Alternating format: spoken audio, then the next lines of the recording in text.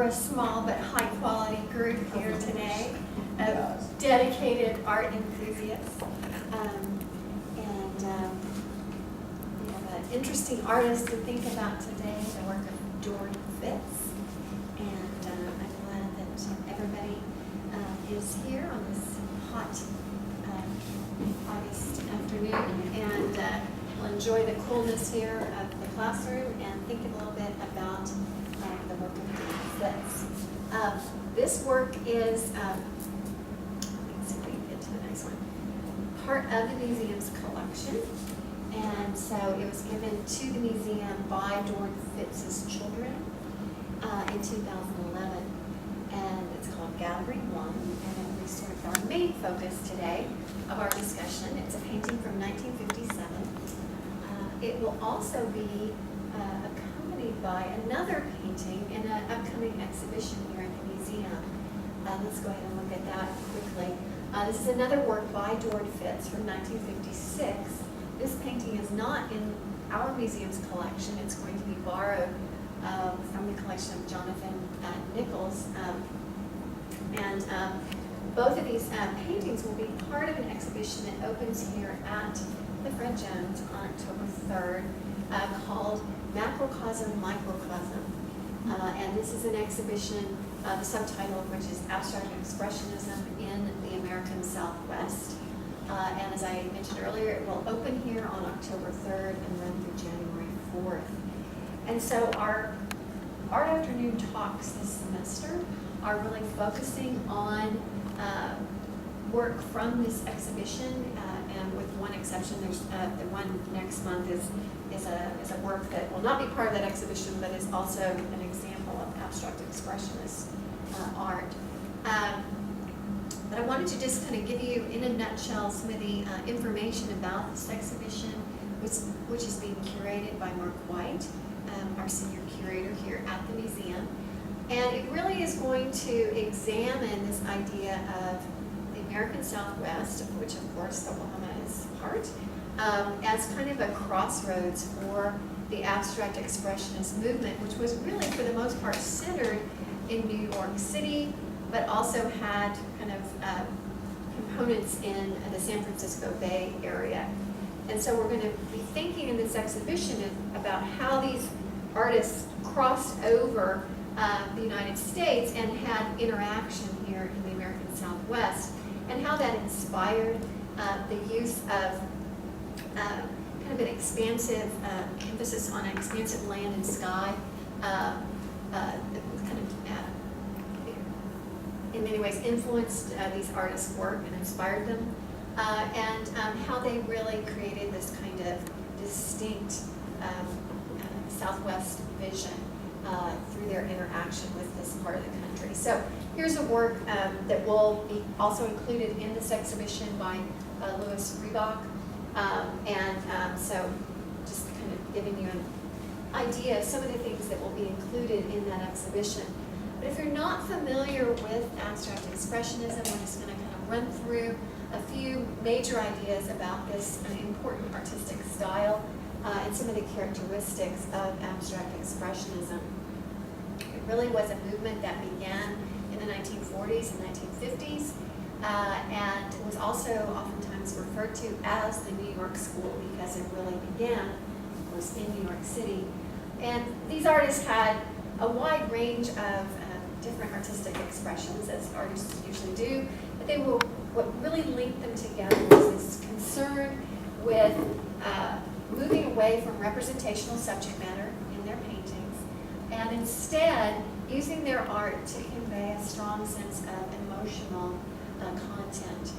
So it became very expressive, and especially in the way they applied the paint. Oftentimes these artists had a lot of attention to the physicality of paint. Oftentimes experimented with new materials.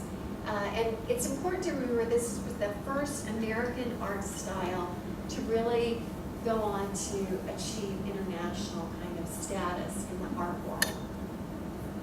And here we have a work by Franz Klein, who's not going to be part of the exhibition here at OU, but I just wanted to give you an example of the work of one of these abstract expressionist artists, who was also someone who interacted with Dord Fitz. So we kind of get a little sneak peek at one of the artists that he became connected to. This term, abstract expressionism, was really first used in 1929 to describe the work of Kandinsky. And so here we see an example of Kandinsky's work from around 1914 called Improvisation. And again, this is not part of our collection. It will not be part of the exhibition, but just to kind of give you an idea. This term had been around for a while, but then it became used more exclusively with this new movement that began in New York in the 1940s. Here we see a famous photograph of a number of the abstract expressionist artists that appeared in Life magazine in 1950. And so here we see a lot of these major figures that became well-known. Probably the most well-known face to most of us is Jackson Pollock, shown here brooding in the center, as he often was known to do. But many of the artists, as you can see, are included here. For instance, Adolf Gottlieb, whose work is from our collection. We have one of his, actually two of his paintings in our collection. And a number of other artists. Here's Mark Rothko. We're going to look at an image of his. We do not have his work in the collection, but we'll look at an example of his painting in a moment. But I wanted to kind of, this is our work by, one of our works by Gottlieb, one of the artists included in that famous photograph. But I love this quote by Gottlieb in thinking about, how this style of abstract expressionism was really kind of a manifestation of the times and an appropriate means of artistic expression for these artists. As Gottlieb said, different times require different images. To my mind, so-called abstraction is not abstraction at all. On the contrary, it is the realism of our time. And so for Gottlieb and many of these other artists, working abstractly became a way of expressing themselves in a post-war time period when so many artists were questioning a lot of things about the world and about themselves. And this mode of abstract expressionism became an effective way for many of these artists to express their feelings and to really emphasize their emotions, their sense of the chaos of the time, of the tumultuous time period that they were living in. So this idea that this is the realism of their time, I think is really important. When we think about abstract expressionism, we'll often hear reference to action painting. And when we think about action painting, we particularly think of the work of Jackson Pollock. And here we see an example of Pollock's work, again, not in our museum's collection, but just to give you an idea of this important kind of all-over composition that Pollock was known for. You can really see why it became known as action painting when you see this image of him painting, where he would place his canvas on the floor and literally kind of dance around the canvas, dripping paint onto the canvas instead of working as artists traditionally had done at an easel with a paintbrush. And so it's a very different movement where the artist is suddenly using their whole body to apply the paint to the canvas. So this is kind of one strand, if you'll use that term, of abstract expressionism, this idea of action painting. And the other major direction of abstract expressionism is called color field painting. When we think of color field painting, we think in particular of the work of someone like Mark Rothko, and here we see work by him. It's in a private collection, again, not in Fred Jones's collection. But this idea of just a painting that is all about these fields of color.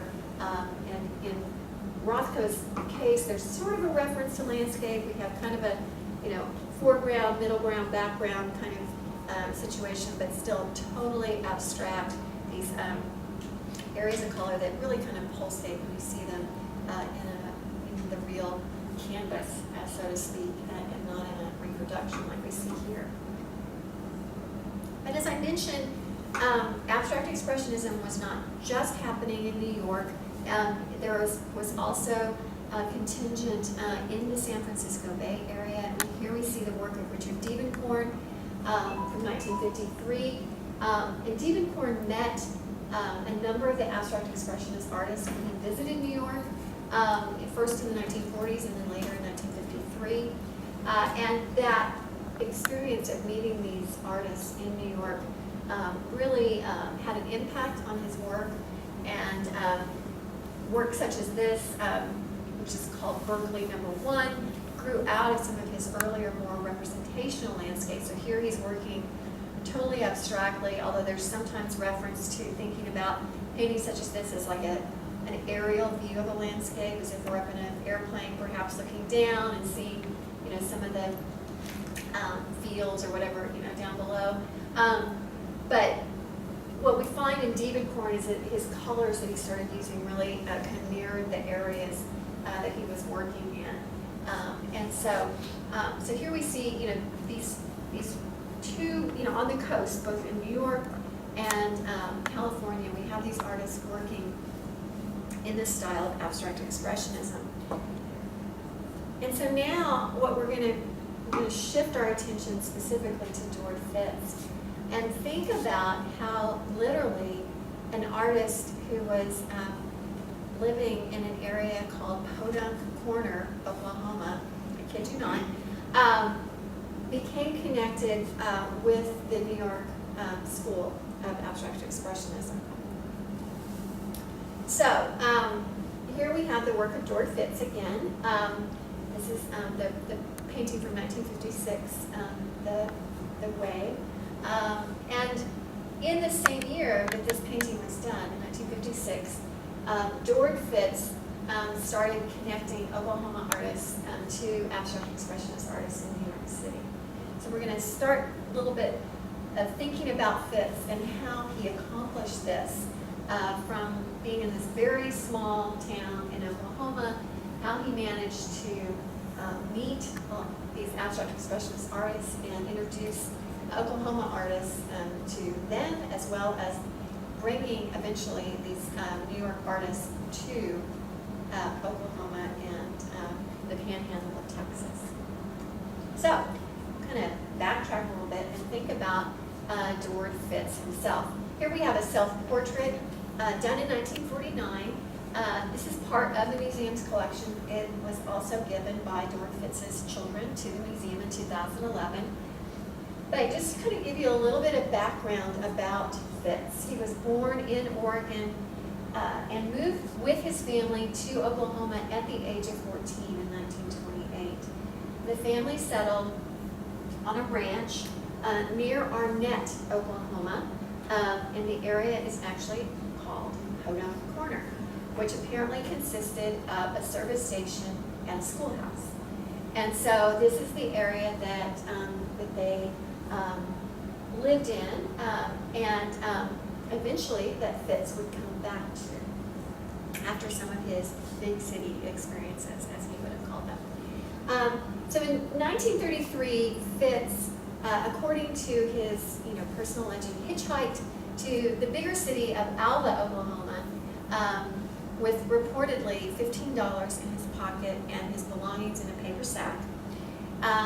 So this is a wonderful romantic story of the artist going off to school and with very few belongings. He went to attend the Northwestern State Teachers College, and his original intention was to study music. He was a very talented pianist and continued to play the piano throughout his lifetime. But along the way, he decided to take an art class, largely because, according to his story again, he walked by a classroom one day and saw a pretty young teacher and decided that he would like to take her class, and she happened to be teaching art. Whether or not that's totally true or not, but that is the story that he liked to share. So this teacher, he had never had any formal art training.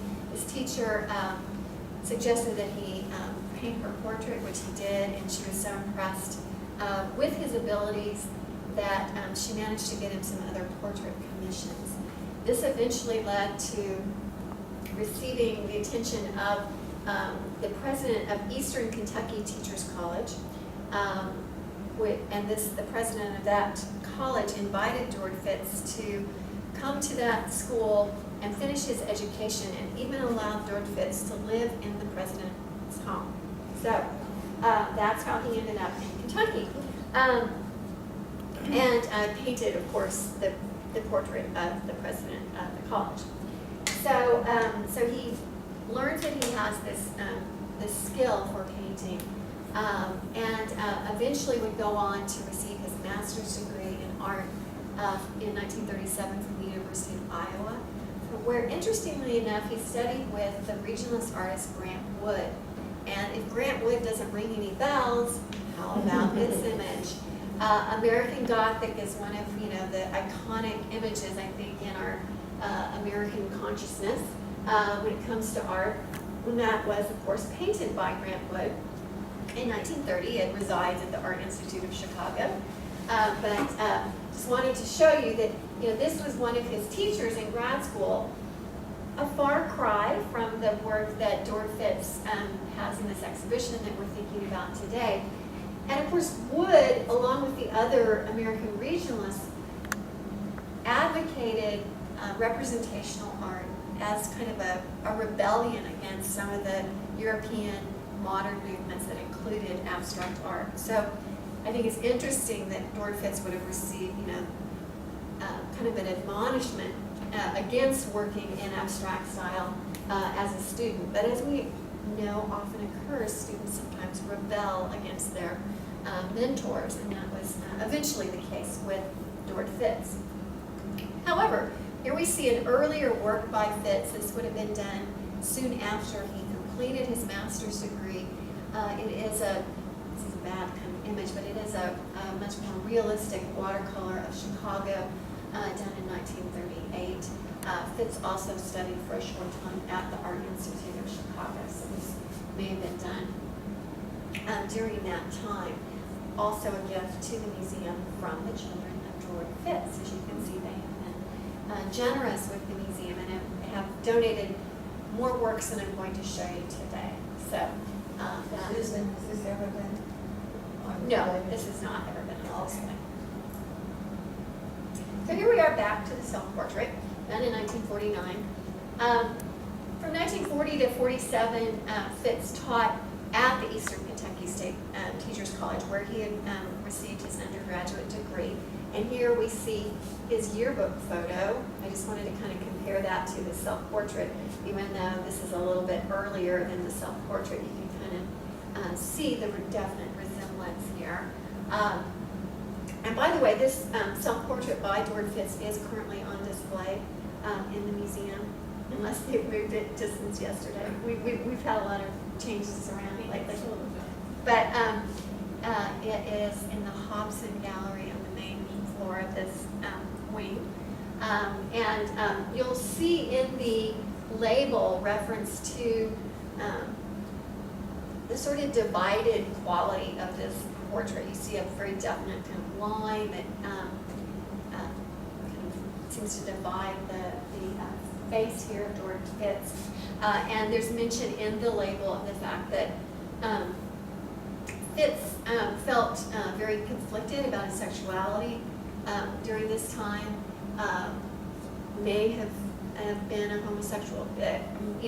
He was married with several children, but definitely felt a sense of conflict about his sexuality. And so this self-portrait is thought to kind of be dealing with that feeling of that duality, that division within himself in this portrait. In 1947, a couple of years before this portrait was done, Fitz went to work as an assistant professor at the University of Kentucky in Lexington. And in just 3 short years, he was named the director of the art education department, which was newly formed at that university. And this was, a really important kind of career move for him. He started a statewide organization of art educators that were really trying to bring together the educators from Kentucky. And this is kind of the first of many of his efforts to work regionally. And this is one of the ways that he was probably really influenced by Grant Wood, because Grant Wood his mentor in Iowa, was a huge advocate of regional arts and having a support system within your region. And so Fitz definitely seemed to have continued that throughout his career.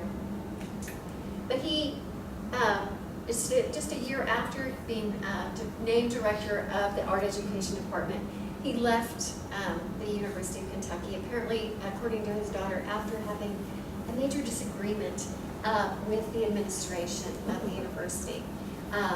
Don't know any of the details, but anyway, he decided to leave the university behind and move back with his family, which included a wife and 3 children by this time, to live on a ranch near where he had grown up, or since his family moved to Oklahoma at the age of 14, near Arnett, Oklahoma, and they purchased a ranch called the Bannister Ranch that Fitz had admired when he had lived there previously.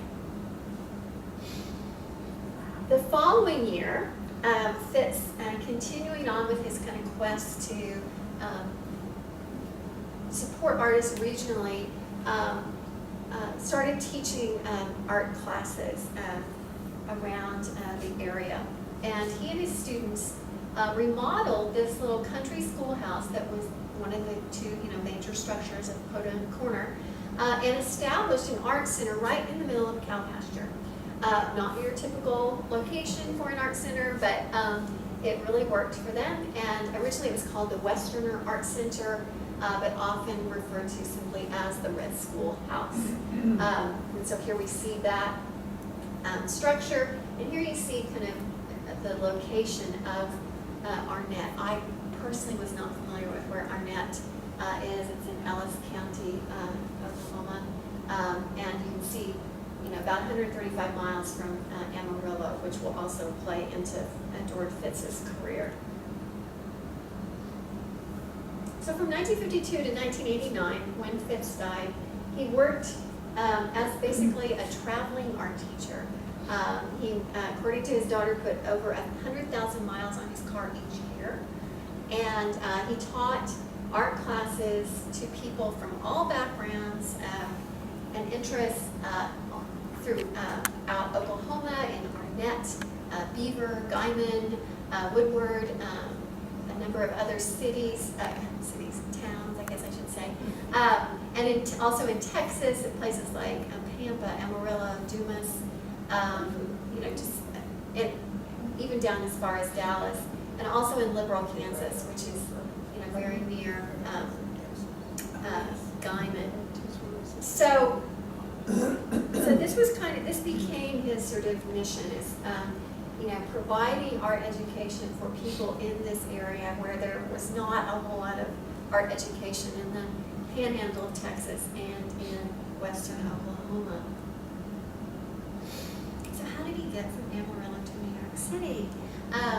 In 1953, Fitz established a school of art and gallery in Amarillo, and he kind of commuted back and forth between the place near Arnett and Amarillo. He would spend the weekends on the ranch in Oklahoma usually, but he opened up this gallery and school of art here in Amarillo, where he started the following year exhibiting the work of artists such as Picasso, Matisse, Salvador Dali, and others. And the reviews of these exhibitions are kind of interesting because I think people were a little perplexed to see the work of these artists displayed in Amarillo, Texas, in a gallery that was above a lumberyard in a loft space there. But in 1956, Fitz arranged for his students here at the Dord Fitz School of Art to show their painting at a gallery in New York City, and at the Burr Galleries. And as luck would have it, a couple of artists came to the opening at the Burr Galleries. Jean, I'm not sure how you pronounce her name, Reynolds, and she was a mosaic artist, and her husband, Tommy Sills, a painter, both attended the opening of Dord Fitz's student exhibition, and were very impressed with the exhibition, and Reynal, who was friends of a number of the abstract expressionist artists, encouraged Dord Fitz to contact these artists. Well, Dord Fitz took that to heart, and apparently, according again to his story, just went knocking on one of these artists' doors, just unannounced, and said, "Hello, I'm Dord Fitz from Podunk Corner, Oklahoma," and at first, amazingly, received a rather cool reception.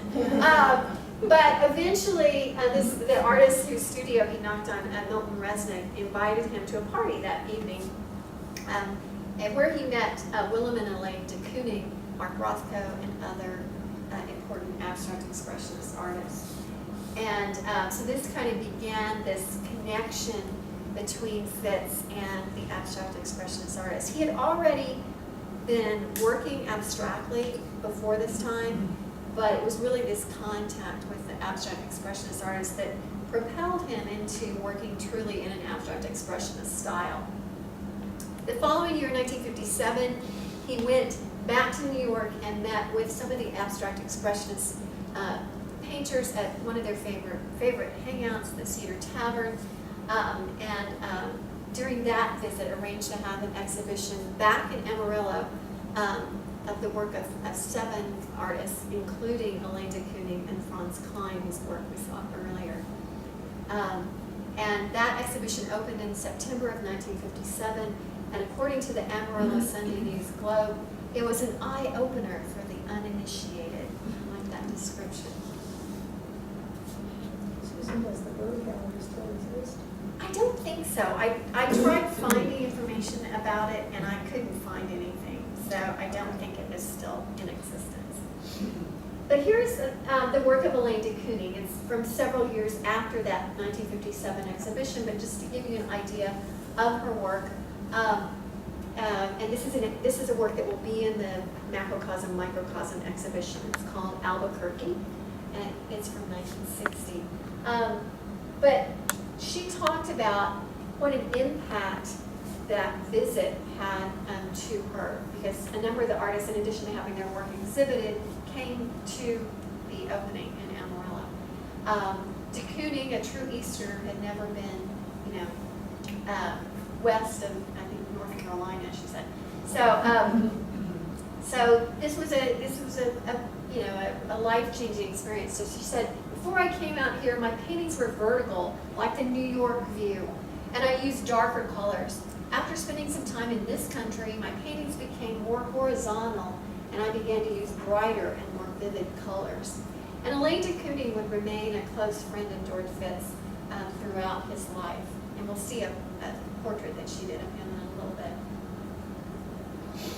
So from 56 to 1963, Fitz's students had annual exhibitions in New York, both at the Bird Gallery and other locations. And one of those exhibitions was reviewed in the Gotham Guide, and here's what the critic had to say. We in New York should keep an eye out for this potential wonderful group, growing not of aesthetic trip-trap, but for the love of the material, the profession, and art as art in place of therapy. Dord Fitz is a leader for the next generation. So, some pretty good praise for that exhibition of their work. I love the description of not being aesthetic trip-trap. That's a real technical art historical term, trip-trap. So this kind of brings us back to the time period of the paintings that will be part of the Macrocosm, Microcosm exhibition. The Way from 1956, which, as I mentioned, will be on loan to the museum from the collection of Jonathan Nichols. And so here we see that work. And I wanted to think specifically about these paintings for a moment that are part of the exhibition. In regards to some correspondence that our curator, Mark White, has had with Caroline Fitz, the daughter of Dord Fitz. So she described, what she, from talking to her father, what these paintings were really about. And as she mentioned, one of her father's favorite quotes was, "The broadcast is always on, but can you hear it? Can you see it?" And this really referred to his interest in celestial kinds of concerns, including UFOs. So it's not often that we get to think about UFOs in relationship to art from the museum, but in this particular case, we definitely have that connection. According to Caroline, this painting is part of a series of 3 works that were, and the series itself was also called The Way, just as this painting is titled The Way.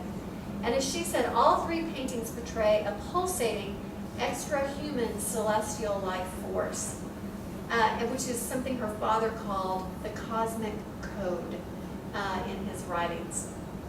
And as Caroline has said, her father's quest as a human was to understand his extra-human origins and the creative broadcast that was passing through him to his students and fellow earthlings. So he really, this was a very serious concern that he had. He was a very spiritual person, and he believed that all humans exist on multiple planes. And so he was very interested in this idea of extraterrestrial life. It's also about this time that there are numerous UFO sightings in the area that Dord Fitz is living in Oklahoma and also in the Panhandle of Texas. And he definitely had a tremendous fascination with unidentified flying objects, and really had a strong hope that there were life forms out there that were of a higher intelligence and higher humanity than those found on Earth. And according to his daughter, her father's was always hoping to be contacted by aliens.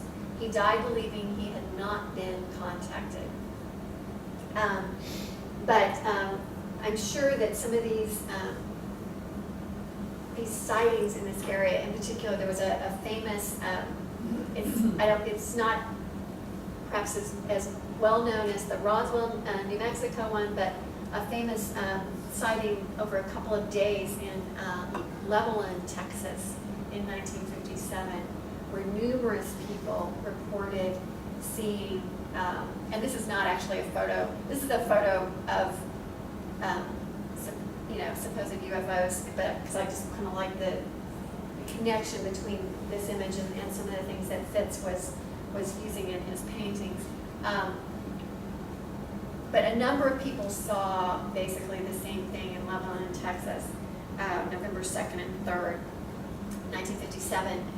It was later explained as an electrical storm, but it really is. You can find a lot of information about it online. It was really a very famous kind of case. So definitely, even though it's not something that Fitz himself saw, it definitely would have been something he was very aware of in 1957, the same year that this painting was completed, called Gathering One.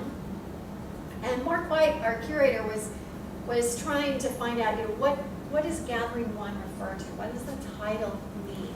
And so he asked Caroline Fitz, and her response was, the Gathering One is a divine source, a sublime energy state beyond human consciousness, a force that creates, gathers, shapes, and disperses the life force as human form and human consciousness.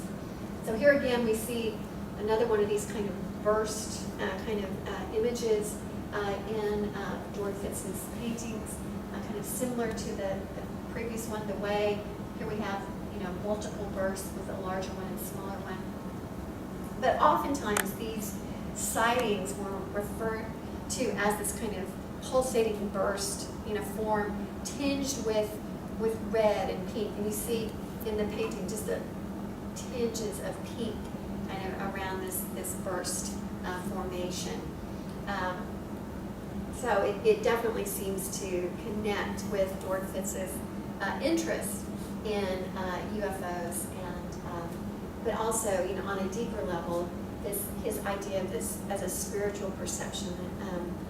I think oftentimes the whole Roswell, New Mexico thing has become so kitschy that we tend to think of it all as kind of comical almost, but But Fitz was very serious about this, and it related to his spiritual beliefs and this idea that, we're not alone, that there are all these other beings, and that, looking to find a connection between them all.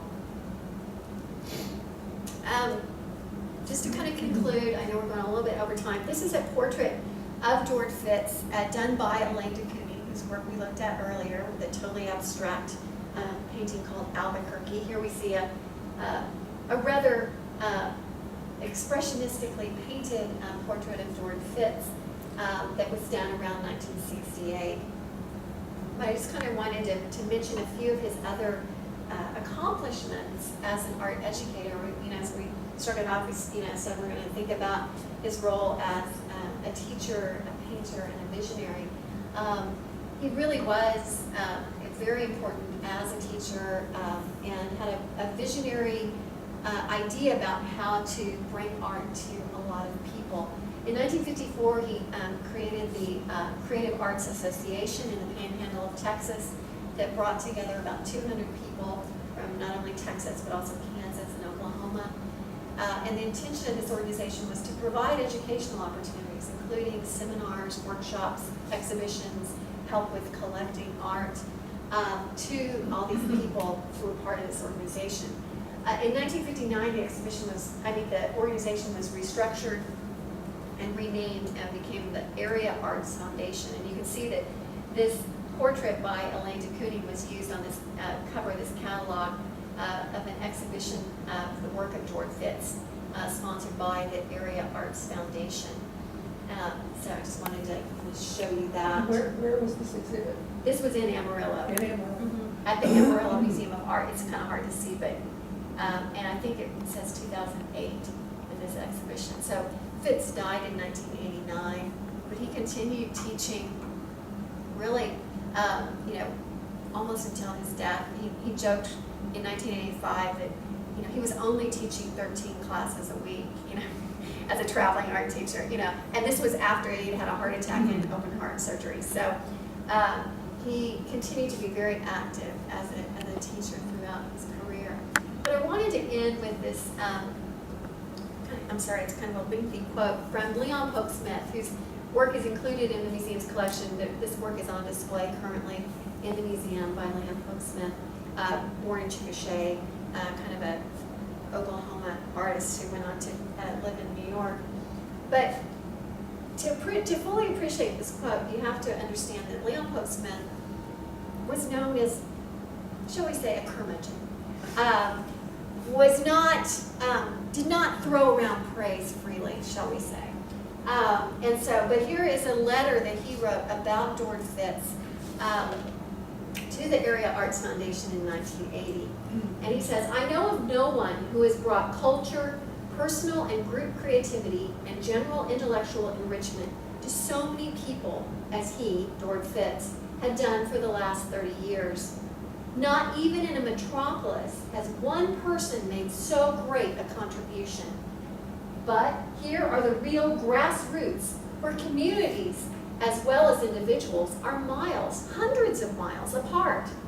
Dord really has been able to get literally thousands of people with practically as many backgrounds to work together, to create, to understand and love, and to really enjoy an enrichment of the mind and spirit that seldom comes to the normally arid regions of our back country. A great man, a saver of minds and spirits for so many. Of course, he is appreciated and loved." So, Wow. Leon Polk-Smith, a man who is normally fairly critical, writes this about Dord Fitz and his tremendous impact.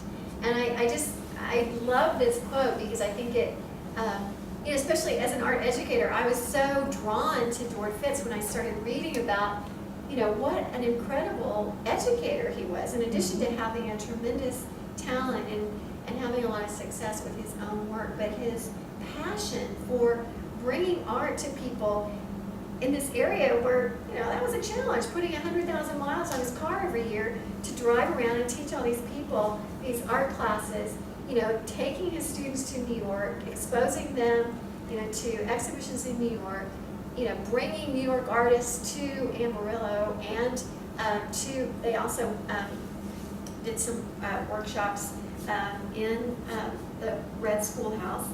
So he was bringing people like Louise Nevelson, the sculptor, and Elaine De Kooning, and all this, to these areas where the artists had never been, and it was, I think, a really enriching experience for both the New York artists as well as the artists there in Amarillo and Oklahoma. So I hope this is giving you a little bit of sort of background information about Dord Fitz and his paintings that will be included in Macrocosm, Microcosm.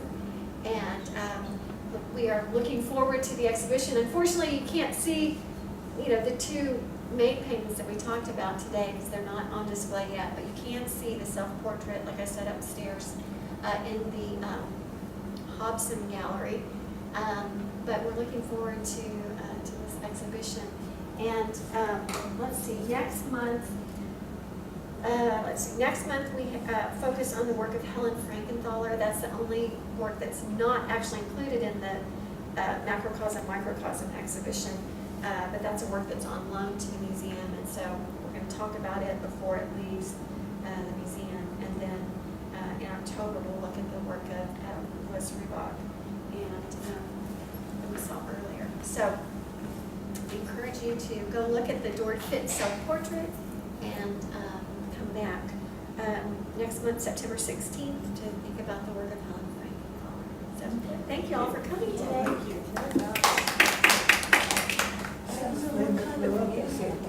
Oh, really? Texas, and I'm gonna have, because she would have been there when he was teaching. Oh, wow. I She probably think, knew. so she would have met him. Yeah, because he taught lots of classes. Mhm.